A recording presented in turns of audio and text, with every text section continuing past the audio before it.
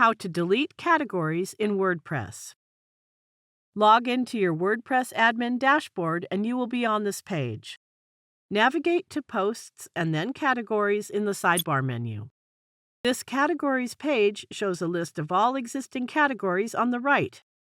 When you hover your cursor over any category, it shows the Delete option. By clicking the Delete option, you can get rid of that particular category. Simply click Delete and then accept confirmation prompt. This is the one way of deleting individual categories. You can also delete categories in bulk. For bulk deletion, check this topmost box that selects all the categories at once. You can also uncheck the boxes for individual categories that you don't want to delete. Now go to Bulk Actions and select the Delete action. Then click the Apply button.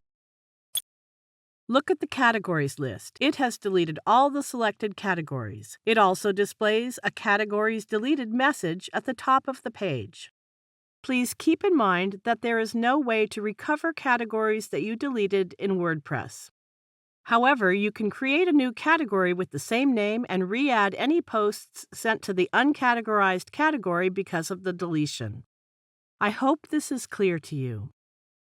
Thank you for watching.